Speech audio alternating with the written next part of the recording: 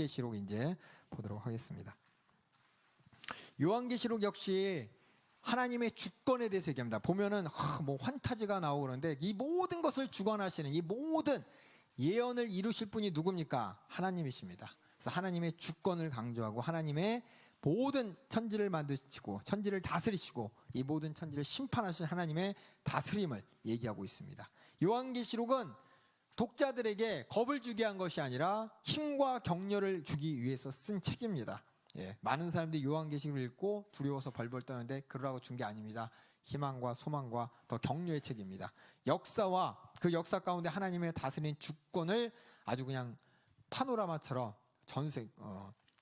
어떤 차원, 영적 차원적으로 이렇게 바라보게 됩니다. 바라보게 해줍니다. 그래서 하나님께서는 당신이 하시는 일을 아시며 또 하나님께서는 자신이 무슨 일을 하는지 분명히 알고 계시고 우리를 새 예루살렘으로 인도하십니다. 이곳에서는 모든 눈물이 닦아지고 우리는 그분과 함께 영원히 살 그때가 올 것입니다. 계시록을 이해하기 위해서 여러분이 중요한 것은 길고 복잡합니다. 참 복잡하게 여러 가지 환상으로 좀 이상한 얘기들이 많이 써 있습니다. 60개 이상 섞이기도 하고 때로는 막 왔다 갔다 하고 시제가 왔다 갔다 하고 뒤로 갔다가 막 어디가 어디인지 막 가끔 헷갈릴 때도 있어요. 요한이 사용한 그런 것들을 그냥 보는 게 아니라 이미지를 보셔야 돼요. 이미지. 요한이 그 당시에 썼던 이런 모든 환상들이 우리는 이해 못하지만 그 당시 사람들에게는 익숙한 표현이었습니다. 아주 익숙하고 이해할 만한 표현이었습니다. 시대가 지나서 지금은 다른 시대이기 때문에 쓰는 용어라든지 이런 장면들이 이해가 안 가지만은 그 당시에는 그게 이해되는 거였어요. 우리는 가장 많이 우리의 이미지하고 옛날 이미지하고 바라봤을 때 어떤 이미지가 가장 잘 생각이 안 나네요. 어떤 이미지가 지금은 이해되는데 그 다른 때는 이해 못 되는 때가 뭐가 있을까요? 기억이 안 나네요. 저도 죄송합니다. 넘어가겠습니다. 그래서 대부분 이 이미지들이 구약 성경의 이미지입니다. 그래서 요한계시록을 잘 이해하려면은 구약의 이미지를 잘 아셔야 돼요. 구약의 이미지를 알아야 요한계시록의 이미지를 잘 아는데 이단들은 구약도 모르고 이것도 잘 모릅니다. 그냥 갖다 붙이기 바쁩니다. 그리고 그 당시에 유명했던 책들이나 유명했던 사상들의 이미지도 요한계시록에 딱 적혀 있습니다. 우리는 모르지만은 요한계시록 그 당시 독자들은 잘 이해할 수 있었던 상황이라는 걸 여러분이 보시고 그래서 우리가 꼭 이해해야 되냐? 이해 못해도 됩니다. 아까 얘기했지만 힘과 격려 이 책에 주시는 목적만 알면 됩니다. 요한의 묘사 방식이 그 당시에는 익숙한 묵시적이고 상징적인 방법이었어요. 짐승이 나오고 용이 되고 와야 되는 막 무너지는 우주들 역사적이며 신학적인 실제에 관한 어떤 그림, 이미지적 이런 표현들이 그 당시 요한계시록을 읽어보는 당사자들에게는 되게 익숙한 표현이었습니다. 그 표현들이 다 어디서 나오냐? 출애굽기에서 나오고 시편에서 나오고 에스겔, 다니엘, 이사야, 스가랴 등 구약의 선지서들에 나타냈던 이런 환상이 요한계시록을 통해서 이렇게 보여지는데 모르니까는 처음인 것 같고 모르니까 생소한 겁니다. 기독교에 우리 예수 믿는 그리스도교에 기본 신학이 밀접하게 연관돼 있어서 그러니까 복음 전체, 성경 전체를 결합하는 통일성과 일관성이 분명히 있습니다. 상징을 완전히 이해하기보다 그 안에서 제시되는 신학의 진리라고 했는데 이거 지우세요. 이거 제가 잘못했어요. 바꿀 거야. 하나님의 마음입니다. 상징을 이해했다가 아니라 그 그림 이미지를 통해서 우리에게 주시고 싶어하는 하나님의 마음이 중요한 겁니다. 마음. 하나님의 심정이 더 중요하고 그것이 우리에게 요한계시록을 읽는 목적이 되어야 됩니다.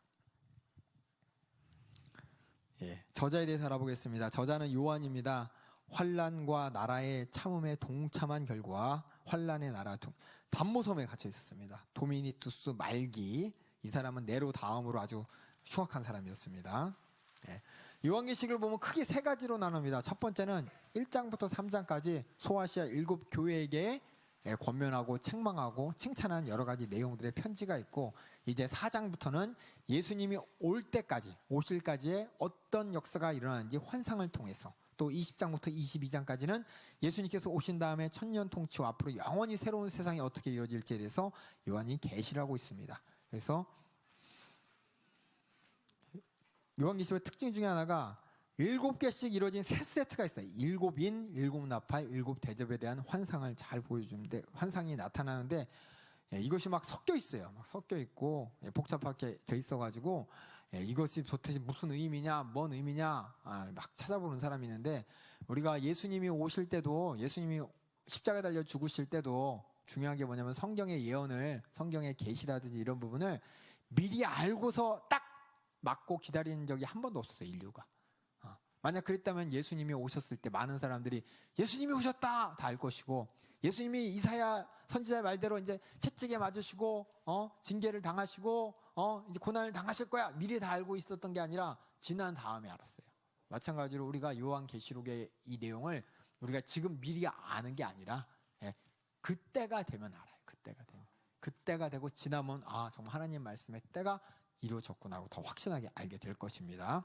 그렇게 하시고, 그 다음에 요한계시록의 가르침을 크게 4가지로 나눠봤습니다. 하나님에 대해서 요한계시록 어떻게 얘기하는지, 하나님의 아들에 대해서 어떻게 얘기하는지, 또 하나님의 백성에 대해서 어떻게 얘기하는지, 또 마지막 때에 대해서 어떻게 얘기하는지, 이렇게 크게 4가지 주제로 정리를 해봤습니다. 우리 하나님은 요한계시록에서 우리가 다 알다시피 창조자로서, 또 역사의 주관자로서, 악을 심판하시고 정복하시는 분으로서, 그 마지막 때 결국은 승리하실 분으로 설명하고 있습니다. 이 모든 것들이 구약 성경의 이미지를 사용해서 4장 5장에 보면은 위풍당당 보좌에 앉으셔서 천상의 존재들과 땅의 모든 자들에게 경배를 받으시면서 우주를 다스리는 하나님의 모습으로 이미지가 딱 나옵니다. 그래서 하나님은 하늘과 땅에서 당신의 뜻을 이루시며 그 누구도 막을 수 없는 전지전능하신 하나님, 주권자 하나님, 이것이 구약 전체 성경에서 나오는 이미지의 하나님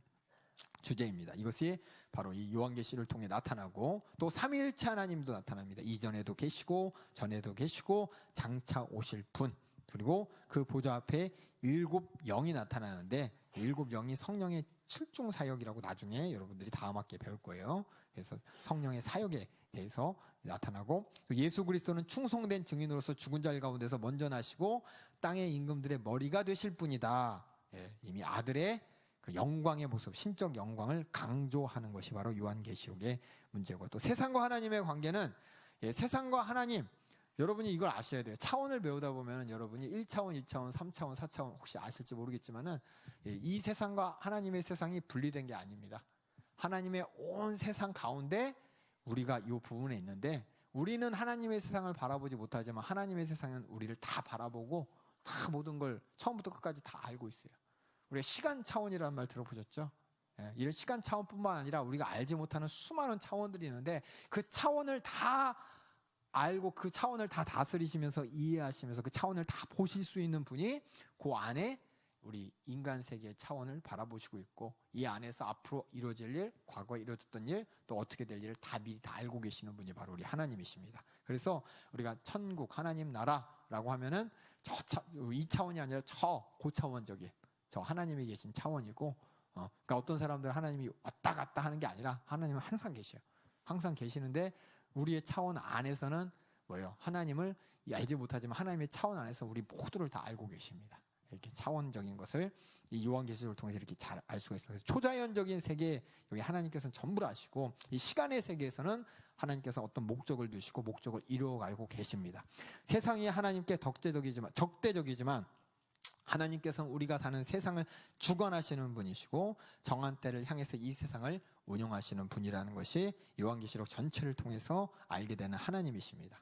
또 요한계시록을 통해서 하나님의 아들, 우리 예수님에 대해서 설명하는데 2가지입니다. 하나는 어린 양, 하나는 또 사자예요. 2가지 있어요. 그래서 하나님을 어린 양과 사자로, 우리 하나님의 아들 예수님을 어린 양과 사자로 이렇게 묘사를 하는데, 어린 양에 대해서 28번이나 나옵니다. 28번. 그리고 신약 성경 중에서 하나님의 아들 예수 그리스도를 가장 높이 찬양하는 게 바로 요한계시록입니다.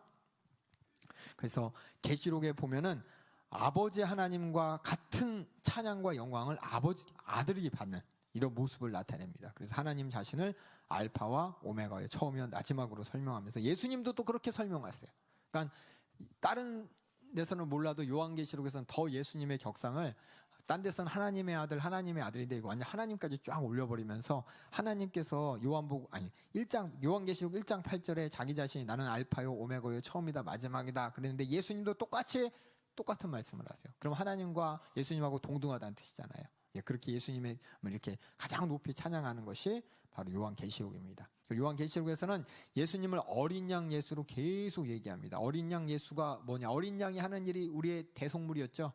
예, 그래서 우리 구속의 활동을 계속해서 이해시키면서 그 예수님이 어떤 분이냐? 하나님의 아들, 그냥 존재만 부각하는 것이 아니라 그 예수님께서 하신 역사, 이 땅에 오셔서 하신 역사를 계속해서 부각하면서 우리의 찬양을 받기에 합당한 분이라는 것을, 우리의 모든 죄를 대속하신 분이기 때문에 당연히 찬양받으시고 예배받으시고 영광받으실 분이고 우리의 구원을 이루실 분이라는 것을 계속해서 강조하기 위해서 하나님의 아들이 아니라 그 하나님의 아들이 무엇을 하셨냐를 강조하기 위해서 어린 양 예수, 우리 인간과 무슨 관계가 있냐? 어린 양 예수로서 우리 죄를 대속물로 오셨다, 대속의 은혜를 우리에게 주셨다라고 해서 어린 양 예수를 28번이나 강조하는 게 요한계시록입니다. 그래서 요한계시록에 나타난 하나님의 아들은 하나님과 동등되면서 또 어린 양으로서 우리 인류를 구원하기 때문에 찬양받게 합당하시고 예배받게 합당하시고 높이 영광받게 합당하신 분이라는 것을 강조하는 게 요한계시록입니다. 그리고 하나님의 백성들,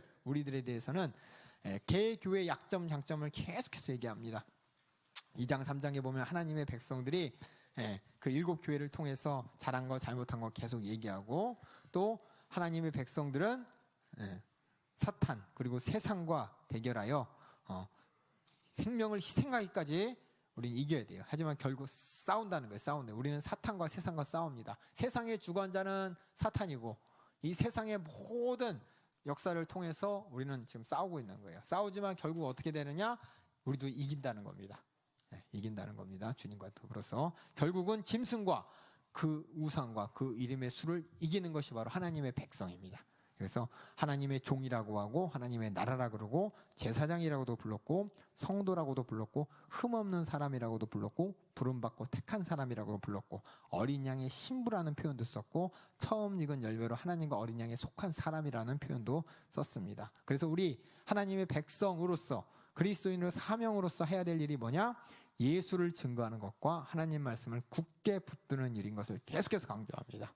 그래서 우리는 예수를 증거하며 하나님 말씀을 지키는 것, 이 두 가지가 우리가 해야 될 일이에요. 그래서 어떻게 경계하고 하나님의 계명을 지키고 자신을 정결케 하고 끝까지 인내와 믿음으로 세상과 싸워 이겨야 된다는 것이 요한계시록에 나온 바로 우리 하나님의 백성의 모습입니다. 이 마지막은 어떻게 되느냐? 종말론.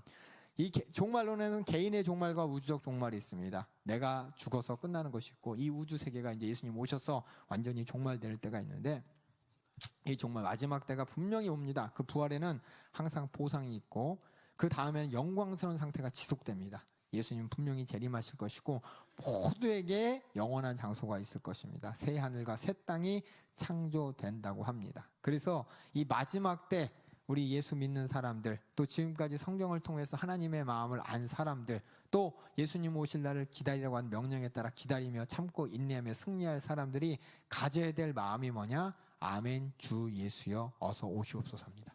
왜냐하면 예수님은 다시 오신다고 약속하셨죠. 그 약속이 우리에게 너무도 기다리는 사건이 돼야 되는 겁니다.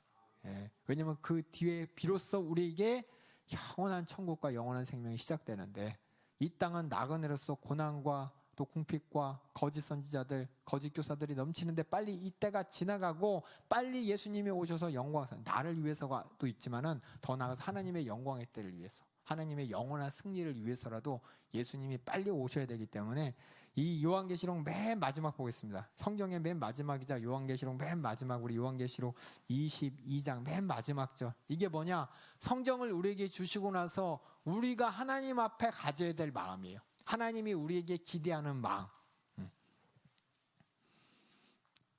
자, 요한계시록 22장 20절하고 21절 다 같이 읽겠습니다. 20절 하나만 읽겠습니다. 시작. 이것들을 증거하신 이가 가라사대 내가 진실로 속히 오리라 하시거늘 아멘 주 예수여 오시옵소서. 이게 이제 마라나타라 그러죠. 마라나타 이 말이 아멘 주 예수여 어서 오십시오 그 말인데, 이게 뭐냐면 예수 믿는 사람으로서 끝까지 변치 않고 궁극 가장 신앙생활이 가장 은혜가 충만하고 성령이 충만하고 정말 최고의 수준의 하나님을 향한 고백이 뭐냐면 아멘 주 예수여 어서 오시옵소서입니다. 예수님이 오시기를, 왜냐면 예수님 오시기를 원하시고 또 나는 기다리고 이를 위해서는 빨리 복음을 전해야 되는 것이고 또 이를 위해서는 내가까지 견뎌야 되는 것이고, 예, 그래서 아멘 주 예수여 어서 오시옵소서, 이것이 내 마음에 있으면은 성경 전체를 나에게 주신 하나님이 내게 기대하는 마음이 내게 있는 것이고, 이거 없이 오늘 뭐 먹고 살아야 돼, 힘들어, 하나님 이 고난 좀 빨리 넘어가게 해주세요, 하나님 승질나 죽겠어, 저 사람 어떻게 해요, 이런 마음이 있다면 아직도 멀은 거예요. 이 마음을 뛰어넘고 자라나서 결국 우리는 항상, 그래서 우리가 매일 기도하는 이유가 뭡니까? 매일 기도해서 이 수준에 항상 머물러 있기를 하나님은 원하시는 거예요. 아멘 주 예수여 오십시오.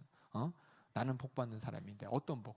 하나님이 준 평안. 그래서 우리 여기 보면은 저번에도 바울 서신서 읽었죠? 바울 서신서 읽을 때 두 가지 인사할 때 뭐 있었어요? 은혜와 평강이라고 했죠. 이 평강이 왜 평강이 있습니까? 예, 두려움 걱정은 이미 다 너무너졌잖아요.